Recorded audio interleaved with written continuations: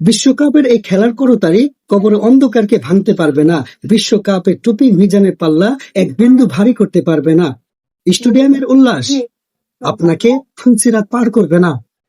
আর জান্নাতের আর খেলোয়াড়ের যে জার্সি আছে, এই জার্সি আপনাকে, আজকে আপনি পরে গর্ব করছেন না, এই জার্সি আপনাকে জান্নাতের টিকিট দিবে না।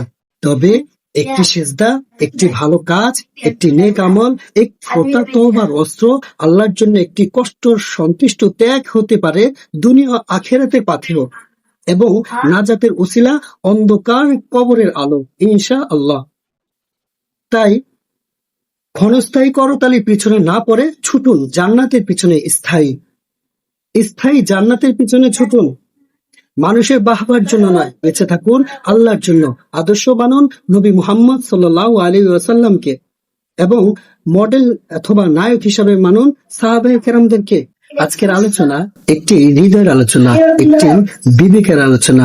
তবে এই আলোচনা করার আগে একটা কথা বলে নেই, আমরা কেউ আর্জেন্টিনা করি, কেউ ব্রাজিল করি, অথবা কেউ অন্য দলকে সমর্থক করি। তবে অল্প মানুষই আছে যারা বুক ফুলিয়ে বলে আমি মুসলমান।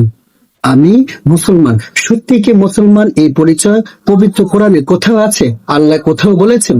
এর নামকরণ কে করেছেন? আল্লাহ পবিত্র কোরআনে সূরা হজ আয়াত নাম্বার 22 বলেন, ওয়া সাম্মাকুমুল মুসলিমিনা মিন ক্বাবল, আমি তোমাদের নামকরণ করিয়েছি তোমরা মুসলমান।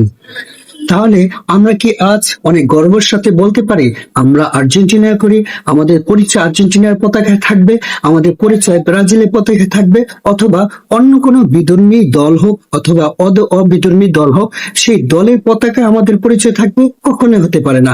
আজকে সমাজে আমরা যে দলকে সাপোর্ট করি, সেই দলকে ইঙ্গিত দিয়ে সেই দল যদি জিতে, হার জিত নিয়ে আমরা নিজেদেরকে সম্মানিত মনে করি। আমরা মনে করি আজকে খেলোয়াড়ের জার্সি পরে আমরা মনে করি আমরা অনেক সম্মানিত, আমাদের দল জিতলে আমরা নিজেকে অনেক সম্মানিত মনে করি। তবে সম্মানিত প্রকৃত অর্থে কে হবে, আল্লাহ সেটা কোরআনে স্পষ্ট করে দিয়েছেন। আল্লাহ বলেন, ইন্না আকরামাকুম ইনদাল্লাহি আতকাকুম, আল্লাহ বলেন ইন্না আকরামাকুম ইনদাল্লাহি আতকাকুম, তোমাদের মধ্যে সর্ব অধিক যে তাকওয়াবান, যে আল্লাহকে ভয় করেন, সে হচ্ছে সর্বশ্রেষ্ঠ এবং সম্মানিত। আজকে আমরা খেলোয়াড়দের মতো চুল কাটি, আমরা তাদের মতো চলাফেরা করি, আমরা তাদের জার্সি পরি, আমরা এক কথায় বিধর্মীদের সংস্কৃতি আজকে আমরা অনুসরণ করছি।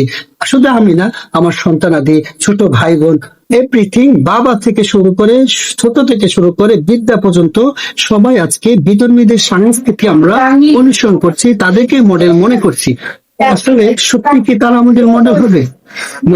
নবী আল্লাহ থেকে একটা, আল্লাহ পবিত্র কোরআনে একটা আয়াত বলেছেন যে ওয়ালাকাদ কানা লাকুম ফি রাসূলিল্লাহ উসওয়াতুন হাসানাহ, অর্থাৎ আমি আদর্শ হিসেবে তোমাদের সামনে নবী মুহাম্মদ সাল্লাল্লাহু আলাইহি ওয়াসাল্লামকে পাঠিয়েছি। সুতরাং আমাদের মডেল তো হতে হবে নবী মুহাম্মদ সাল্লাল্লাহু আলাইহি ওয়াসাল্লাম।